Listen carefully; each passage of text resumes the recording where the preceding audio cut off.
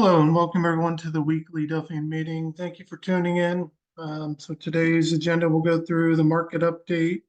We'll update all the earnings trades that are out there, and then we'll have Joe's analysis at the end. So let's get started. All right.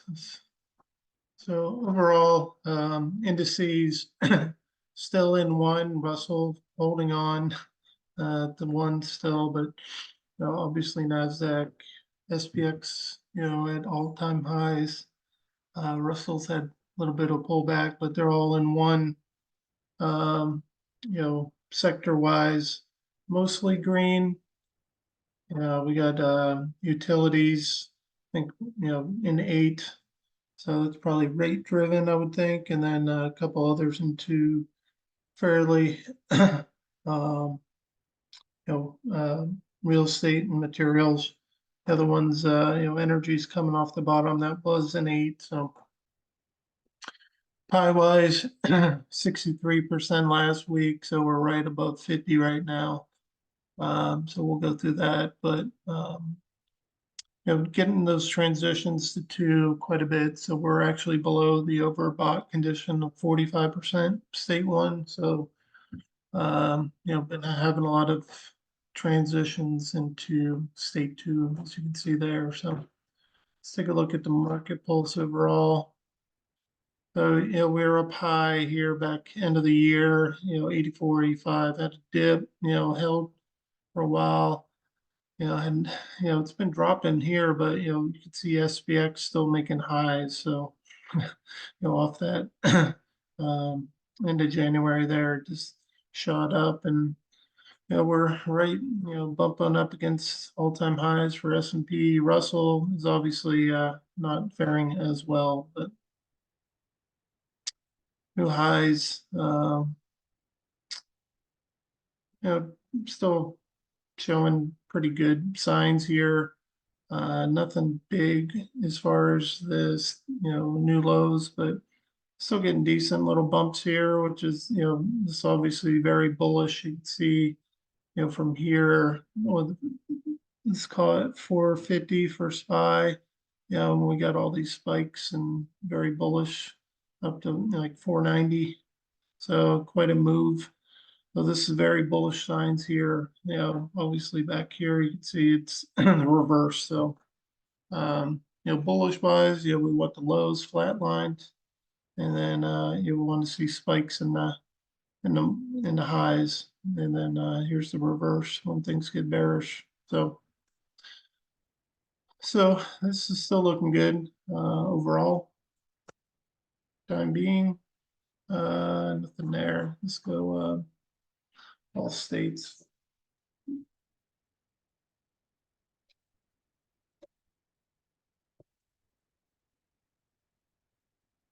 So we've had the ones, there's a high of right around 51. So we're now below that 45%. So we're not overbought anymore, which is a good sign. Obviously, the market's still going, even though we've had some pullbacks here, but S&P is still chugging along. We are getting pickups in those state 2s, which I said, watch out for those. So those 1s are going into 2, so we're getting a little bit of spike there. If it's going to be sustained, we'll see more 1s come to 2, and then 2s start going into 4. If it's going to be a sustained downward movement, or if not, it could just be like somewhat of a short pullback. Those 2s would start going back to 1. Nothing going on with 7s really. So that's kind of the key ones to watch right here is 2, and then see if 4 start picking up. That'll be, it's just kind of like the reverse. From the bottom. When we see the 8s going to 7, then we want to see the 7s going to 5. So like here, and then the 5s go to 1. So that's kind of how we want to see it. But so just keep an eye on those 2s. That's it there. S&P still rocking and rolling. All-time highs. getting near this level. Obviously, here's our support level, that target 3, and then below that is bottom of the range, 4,600, nowhere near that right now. So that's kind of the big thing I'd be watching here, the 5,000. Been a long time in here, 57 trading days, so above average. Everything's above average here. Um, so really, I just watched, this 5,000. I think it's a big number, as a resistance level. So I'd be watching on that. So we have that to the upside, and then to the downside, we got the Russell near 19 again. But let's look at the chart here. Not much going on here. Whoop. I didn't, I don't know what happened. That's SPX. It paused. I got an alert. I paused my sharing. So, sorry. All right, we'll just draw the lines kind of real quick here. And so that's like the 4,600s right in there. And obviously the next level up will be 5,000. So, and that rate, we're right there. So, that's kind of where what I'd be watching there, but obviously, Can I comment yep. right while you're on the SPX chart there, Josh? Mm-hmm. Um, yeah, by the way, I couldn't agree with you more on the 5,000 number. And a couple of points I wanted to make later on, but I think this is a better place to make them. Yeah, Is probably. the questions on my mind are, okay, now that we know a lot more than we knew even 3 weeks ago today, I think we a lot of people have a pretty good impression of where things may or may not go, or what may or may not drive any changes. And I focus on the may not drive any changes. That's where Yep. things are happening. The next FOMC meeting is until actually May 1st, I think, is the next one that they're going to talk No, about. After the March meeting, when Powell pretty much took rate cuts off the table with his last conference call. So that's a pretty fair stretch of time between the next interest rate, decision time. So yeah. the question in my mind was, will the market continue? Will the SPX and SPYs particularly just keep floating up until like May? If you if you just draw a regression line on the chart that you have here, you'll see it will bump up through 5,000 way before then. So, like you said, 5,000 is a nice round number. And as I remember back a couple of years ago when we were breaking 4,000, it took a while to get up through that. We backed off 2 or 3 times before we broke through 4,000 back in the day. So Yeah. I anticipate the same kind of thing here. So the one hypothesis I'd like to watch is, and this goes back to your pie charts. When the pie charts, when are we going to start to see a little bit of a rollover or not with the SPX and the 5,000 number? Will it roll over at 5,000, or will that? I mean, that's going to be a resistance level. It'll either break through there or it'll bounce back from 5,000 to lower. In my Right. opinion, that's what usually happens, right? Mm-hmm. So if it's going to roll over and start to retreat with some of this massive run up, what's going to be an indication? And I think it just might be when the pie chart breaks 50% to the downside and you get more red than green. That Mm-hmm. would be kind of an interesting. I'm watching to see if that happens. I'm kind of betting it would. I'm not betting with money or anything. You can't bet on it, but I'm thinking it just might. So um, Delphian's a really good analytic, you know, I don't know, can't say you're a brokerage, but you have great analytics here that other people don't have, and it's kind of cool to watch. So Yeah. anyway, that's I'm trying to strategize my bets on when to see a pull over here, and maybe I'll sell some call spreads right around 5,000 and see what happens, Right. above the market. And see, because I think that might be a rollover rather than a breakout at 5,000 with the market run up we've already had.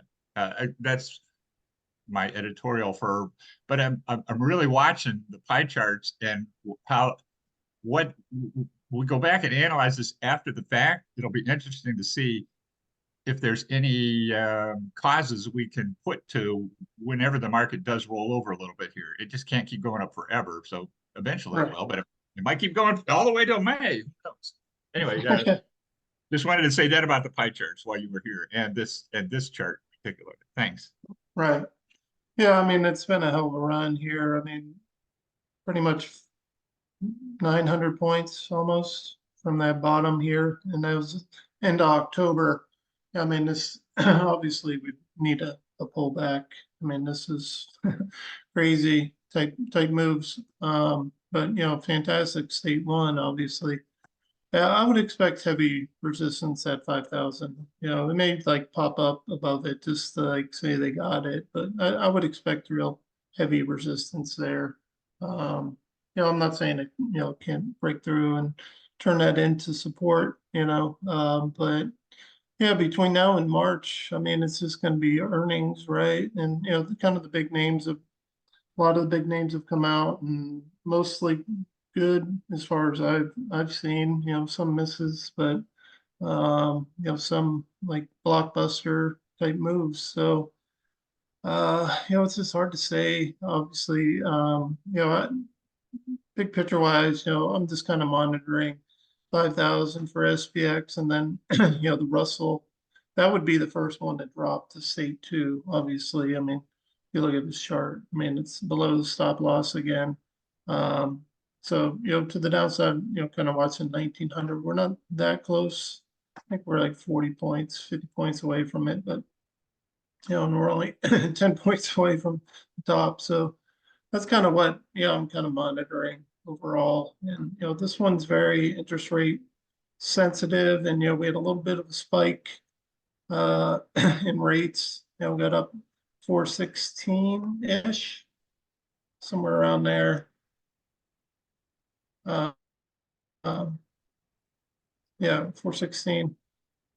But if we go back, after this massive move down from 5 all the way to 3.8 something, 3.7 something, this has been the high. We're pretty much right around there. So, if it breaks up above, I would expect stocks to pull back.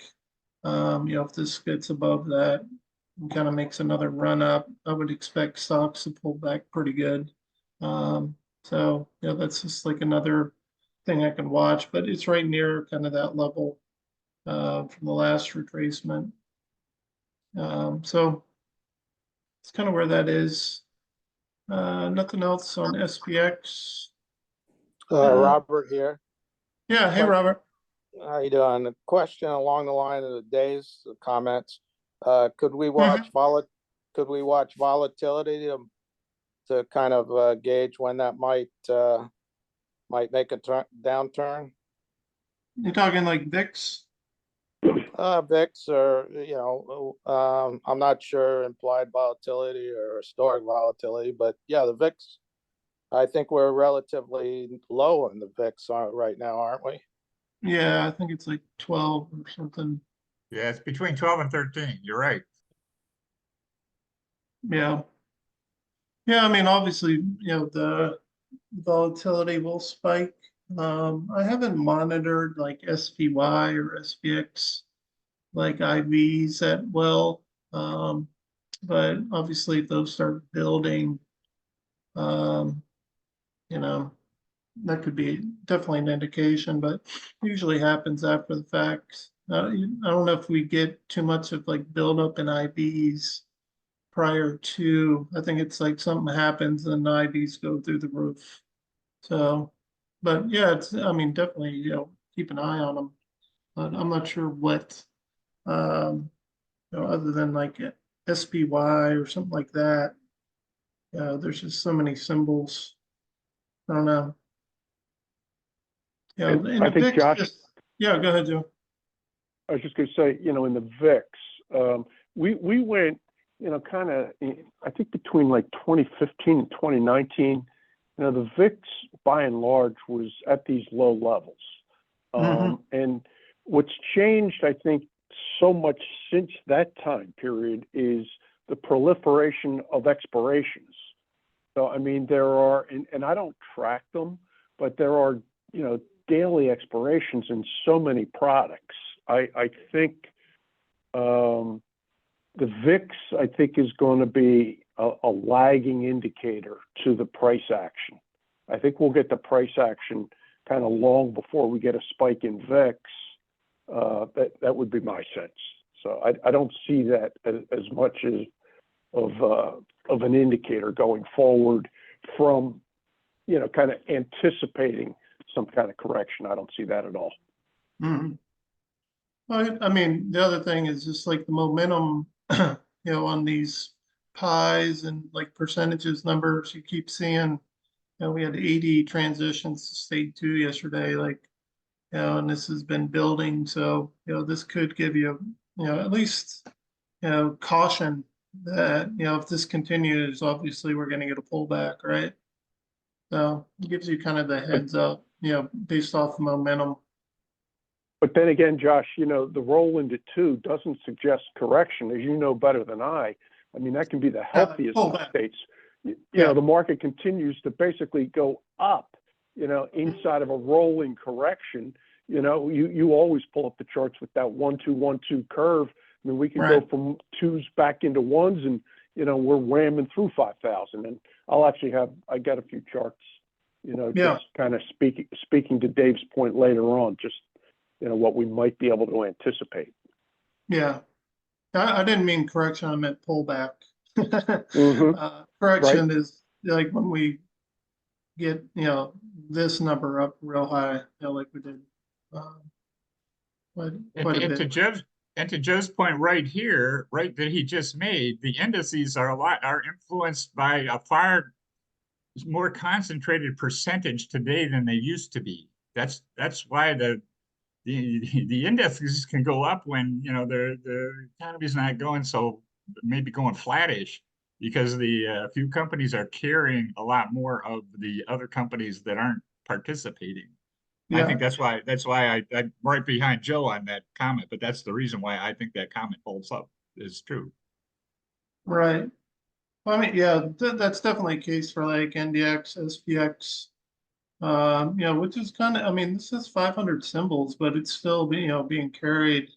Whereas this, 2000, pretty much equal weight, all like fraction of a percent. Like this one has, started to pull back, right? But this one is just, it's being carried. You have those big names making huge moves and,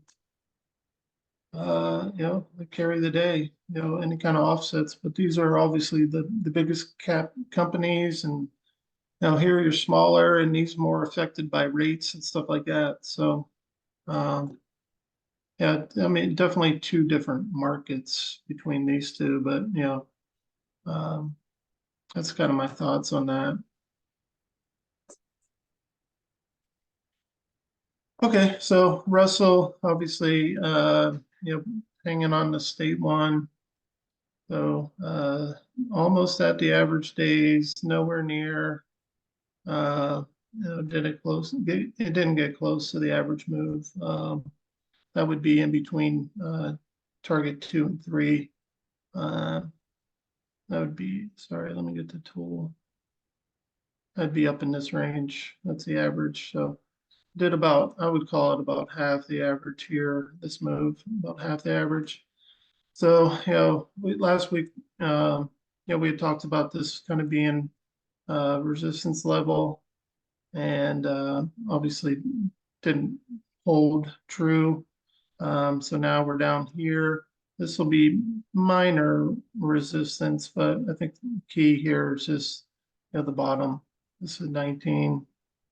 So that's all eyes on 19. If we get down near there, we're right about here, 1950 right now. So, we've been talking about levels like this for a long time, but the top end is 2100. So, if it holds true, day count wise, and you can expect a transition in the next few days. But I said that last time, if it stays down here, I would expect it, and it, pop back up. So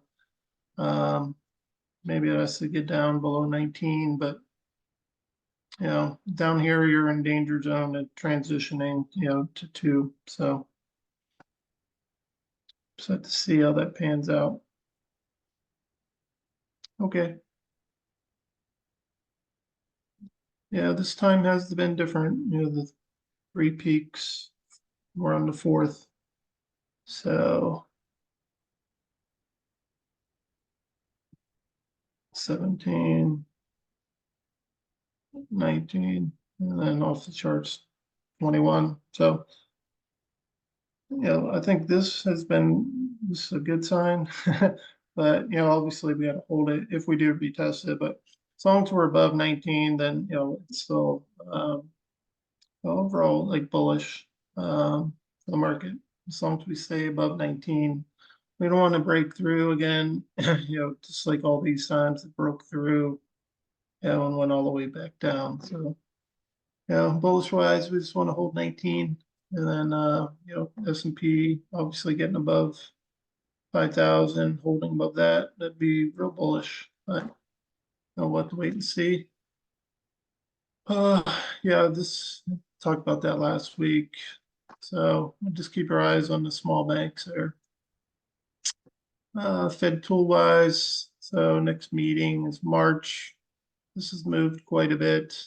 So it was, you know, 64%. So now, you know, for a cut, now it's at 19% for a cut. So not looking like a cut in March, yeah, based off of language from Powell too. So that'd be the first one would be May. And, you know, pricing in, not, you know, certain, but, you know, everything's moved, you know, like a quarter point basically on everything. So it's moved a quarter point. So they had 50 by then. Now it's a quarter. You go all the way out and pretty much moved a quarter too. Yeah. So moved everything moved up a quarter. So yeah, and that's subject to change. You know, depending on inflation ratings and, you know, a little bit of employment. Obviously, those numbers were blowout. So, but I think it's going to be the inflation measures that are going to be driving a lot of this. And then, you know, just have to keep our eyes on the little banks, see if things start popping up there. Obviously, getting a little red flag here, but, you know, I haven't heard anything else about other banks. So, and, you know, runoff continues. So, you know, I'm just kind of thinking all this Fed stuff, you know, around March, you know, we talked about that a bunch. So, you know, the runoff's going to be, you know, at our percentage where we ran into problems last time, that last runoff. That's when the overnight rates spiked. You know, they got this whole emergency window from Silicon Valley Bank, all those guys that expires in March. So we'll have to see, you know, as far as that. But that's it. Market update. Thanks, Dave. And anyone else got questions, comments on the market?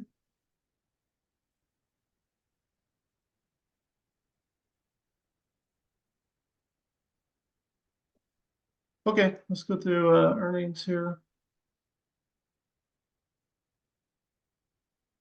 Delphian.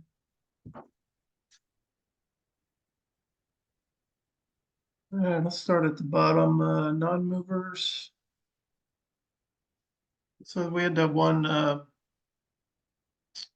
NXPI that was really good, really fast.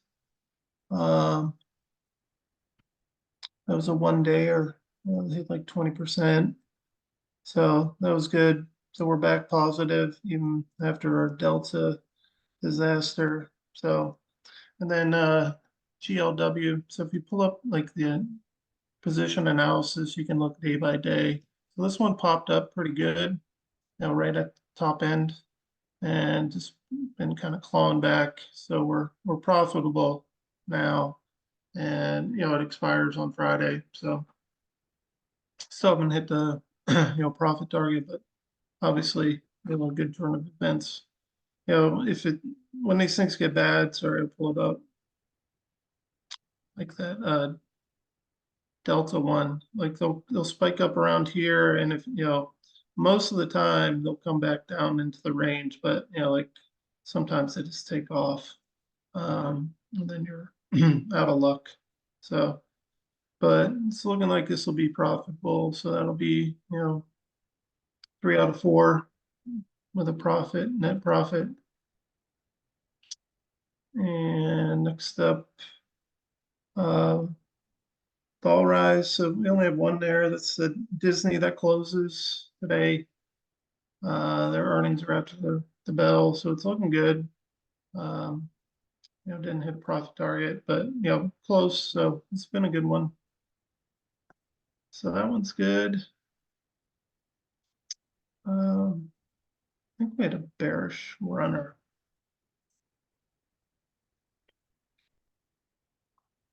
So this match dating app stuff. So this one did hit the profit target, a couple days, bearish runner. So not a huge profit, but profit. And bullish runners. We got 3 open. We got 1 down. Seagate. And I've been watching that one. It's up a little today, but that one's been a laggard, obviously. 300. Still up overall. And then you got two other ones here that are slightly profitable. The other 2 did hit their profit targets, got out, AMD and Goldman. So that's where we are there.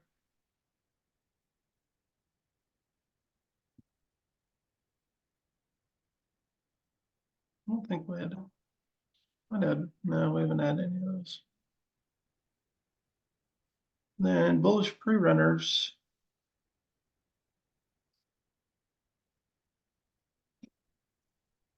Three open there, 2 down. This one was open.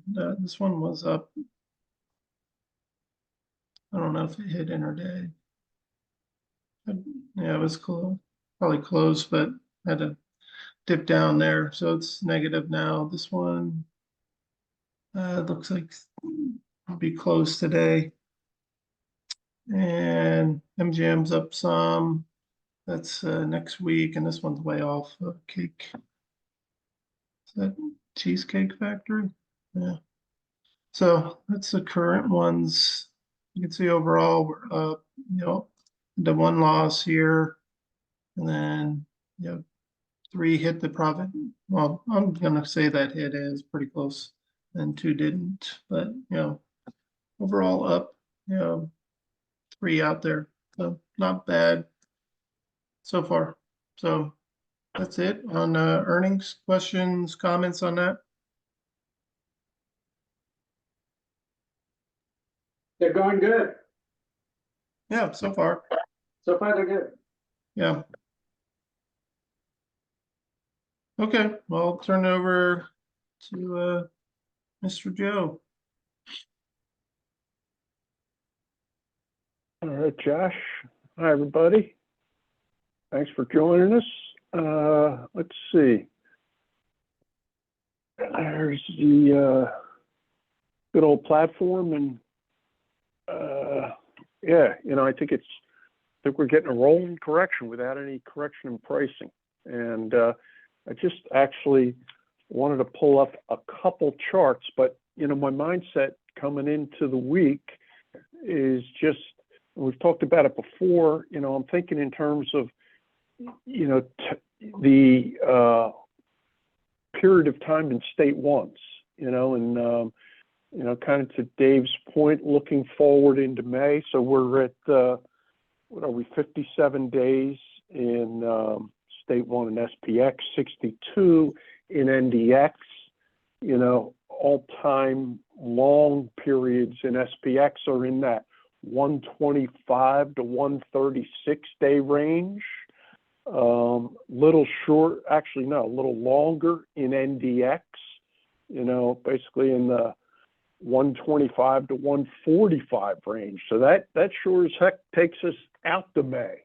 And could we have a rolling correction and just, continue to roll up? I think the answer is 100% yes. Something that Sudhir talked about, a few months back, those consecutive high increase days, I think is part of things. I think, getting that green pie north of 80% speaks to underlying strength. And, when you talk about macro issues, we've got this whole AI thing, which I think is just a market. Well, it certainly, is it going to increase productivity in a material way that, floats into the earnings category for companies? We're hearing a lot of talk like that. Can that justify multiple expansion? I would sure think so. I go back to the late 90s and, what happened in those markets, to the NASDAQ. It was remarkable. So, I just thought, let's take a look at total market capitalization. This comes from a group that I frankly never heard of until I was doing some research, Siblis Research. And here is, the U.S. equity market capitalization according to them. Now, on a year-to-year basis, how many IPOs are added, and I frankly, I haven't gotten into the weeds into their numbers, but I would think they're half decent just in terms of overall market capitalization. So at the end of this year, it said overall market capitalization is close to $51 trillion. We exceeded that according to this group at the end of 2021, which I kind of found interesting. But they're just an overall number in terms of market capitalization. And something we've been talking about for a while, and I think we threw out the $6 trillion number recently in terms of money market funds. So here's a little history here. This chart goes from basically 2012 to current. This is a government source, and it's basically money market funds. And for many years, it looks like we went sideways at $3 trillion. We got to the expansion of the Fed balance sheet, with COVID, and obviously from like 18, to 20, we increased, maybe $1 trillion from 3 to 4 overall money market funds, and now we're at 6. And got to believe, eventually, some not insignificant portion of that $6 trillion is going to find its way into the stock market as the market goes higher. And, there aren't a lot of pullbacks giving people a chance. So, talking about, these historically long state ones in NDX and XPX. I went back to, the one, we've added that, and I just only did one time in terms of percentage increases. This, we go back to 2020, and it was, coming out of the COVID low. It wasn't the first state one, but we got a 40% run, over 145 days in the NASDAQ. And I pulled up the NASDAQ first because, NASDAQ, XLM, XLK rather, they've been our leaders. There's that snapshot, okay? Not a lot of corrections. Basically, when we get up to the high, and we went from, ballpark 8,800 to 12,000 and change. Okay, that was a run of 41%, as, the box showed us in state one.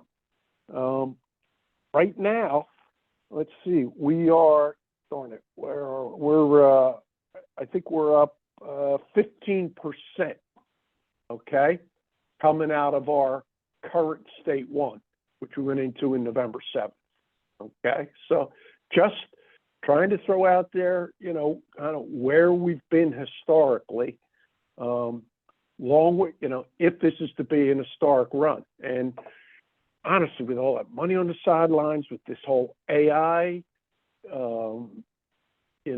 productivity increase in earnings, with the expectation that earnings are going to be better in 2024, I don't think it's out of the question. And I think this whole idea of 5,000, it makes perfect sense. To me, I go way back. As you know, I remember when IBM traded, this is pre who knows how many splits.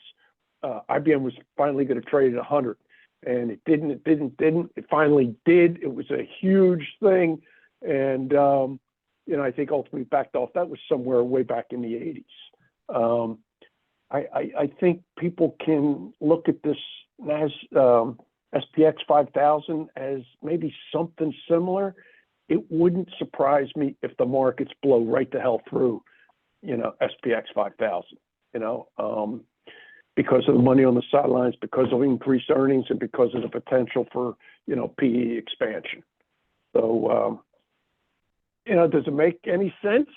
I'm not sure. Another thing, I think it was Robert who talked about maybe the VIX being a catalyst. Something, if you, and Josh and I, we got a lot of balls, in the fire, or in the air rather. And one of the things that we haven't done yet that we do want to do is just, it's sort of like Bollinger Bands, quantify distance above your favorite short-term, mid-term moving averages. I think they're good gauges for when the market's going to pull back. So, whether it's 5%, 8%, 12%, tracking distances above your moving average, Robert, I think can be, a decent catalyst for, the expectation for a pullback. I think also, as we try to do here in our conversations, look back in time, how long have the averages traded above, your favorite moving average, going back in time, and then, what is excess? And, that's an area that I'd maybe try to spend some time on if you have the time to do it. So, there's NASDAQ, and as I say, we're 15% up 15% from state one right now. But, back in 2020, the run was 145 days and 41%. Now, 41%, was to the high. By the time we got out of the state one signal, it was significantly lower and just a 24% run. But, again, kind of looking at excesses above moving averages, I think you can, pick points, at least maybe where you're selling call spreads, selling, buying put, whatever. But just that's where we were historically with the last big run, in NASDAQ. And I'll try maybe over the next few weeks to go back in time and check some of the other big runs. SPX is the other, and SPX, I think, was 136 days, and we go back to, 2011 in SPX for the longest run. There have been other periods, for sure in SPX. I went over that, a few months ago, and, the range basically being, from 125 to 136. And the average move in SPX there from state one to state two was about 17%, but right now SPX is up, let me see, SPX is up 10% right now. Yeah, okay. Since our state one, we've run 10%. Back in, actually, if I forget, we had an extremely long state one in 2011 and 2021. In 2021, it was March of 21 to September of 21. Let me see, is that, I get that right here. Okay. So March of 21 to September, the whole move was 18% to the peak. Let me see, do I have that? Let me double check. SPX, yeah, 18% to the peak and just 12% when we rolled into state two. And this was 136 days, and fairly recent. But, you look at that chart, there's, just like NASDAQ, very little red, very little red in these long runs. So this is where we are now. We're up 10% out of the November 7th run. And, is 5,000 going to turn out to be a brick wall? Time will tell. I think the markets may surprise, and I think it may not be a brick wall, and we're going to continue to run into maybe that May period that Dave was suggesting. So there were a couple, charts and thoughts I wanted to share today. Happy to talk about it if anybody'd like to. Say, Joe. Yeah, Dave. Here's an interesting. I always have interesting thoughts. I wish I could do if I was like the programmer on your platform here. But you mentioned the very little red, and that was interesting. Put that chart back up for just a second, would you? Yeah. Please? So, okay. So which what would be kind of interesting is if the computer behind your platform could take all the area that's in between, the between the red, what you see as red and what you see as green. And, the bigger candles have more area within the opening and the close, right? But if it would be interesting to know what the percentage of red within the candle and the green within the candle is over a time span. I mean, it might correlate 100% to the price movement. I don't know, but you see what I mean? I'm not real clear on what you're asking. Josh, do you get it? No. Okay. Yeah, okay. I wasn't clear, Dave. Okay. Each of these candles is kind of like a rectangle here, right? And there's area within the candle. So if you take all the areas that you see red and all the areas that you see green, what would that percentage be? It would be a reflection of what you just said, is there's a lot more red than green, green than red. Sorry, did that backwards. But it would come out to some sort of a percentage. And okay, I get what you're saying. I do. And maybe, the list we have for our guy Sandeep behind the scenes, Dave, is so damn long I can't even tell you. Yeah, I wouldn't ask you to do it. I'm just saying it would be interesting. I'd be curious as to how that just might come out. And I don't know whether it might come out to be exactly the same thing as a moving average. I don't know. Well, maybe one day. I'm pretty sure we won't get to that too soon, but maybe one day. Well, we can eyeball it, and that's good enough for me right now. So it's you made an interesting comment. I was just trying to support you with an anecdotal idea. Yeah. Well, thank you. Anybody else? Joe, Robert here. Hey, Robert. How you doing? You mentioned the money market funds, and my guess would be that that's retail money. And I was having a discussion with somebody who spent some time on Wall Street, and their position was, and they said that the money managers and Wall Street kind of were holding back the first month here or so to see how things shaped up before they reallocated capital. That doesn't surprise me one bit because of the run, into the end of the year.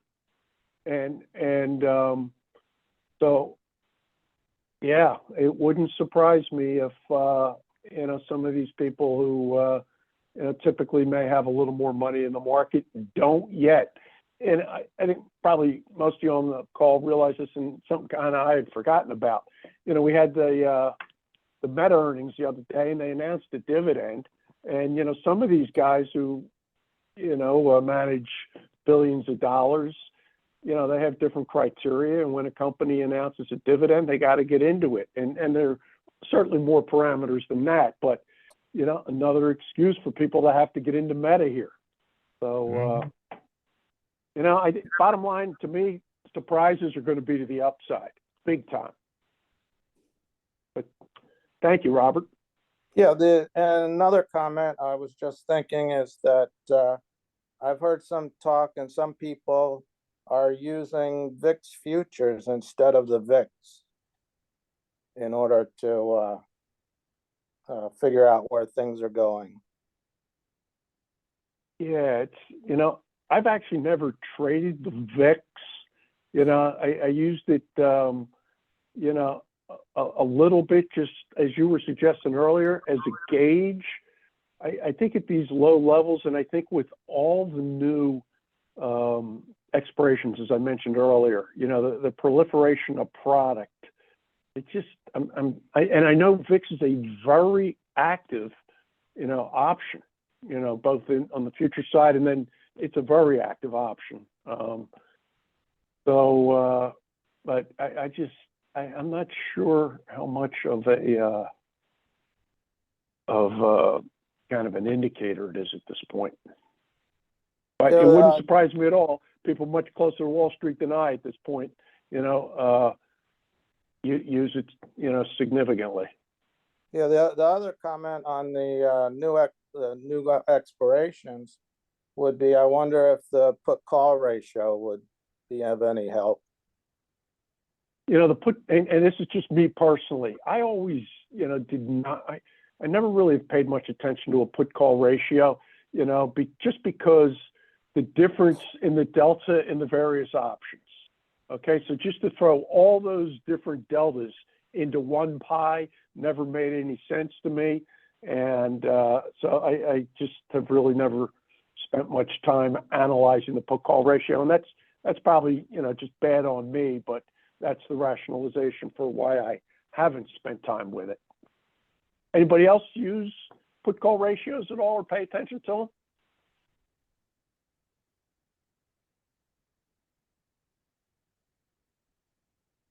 Hey, Joe, would the put call ratio be the same as skew?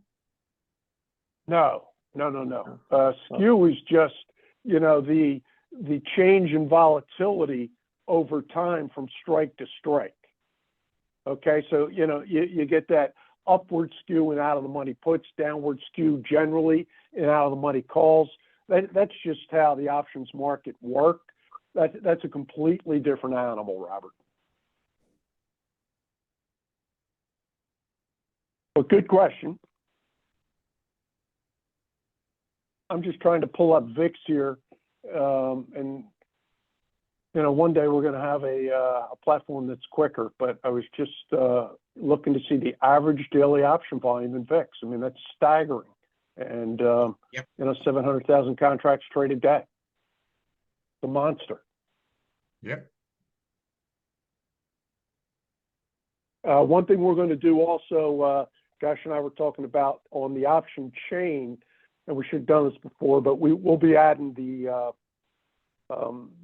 earnings date along with average daily volume, but especially the earnings date, because the way our options chains work, you got to go in there, pick the month, at least having that options or that earnings date right at your disposal may help in terms of where you want to go in terms of which option chain you want to check out.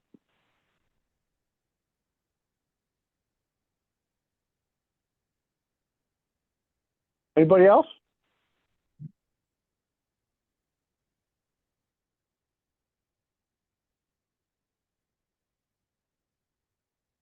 Well, if not, Josh, thanks for your analysis, and back to you. Yep, okay. Thank you, everyone. Good questions, discussions, and we'll do it again next week. Thank you all. Thank you. Thank you. Thanks, guys. Thanks, everybody.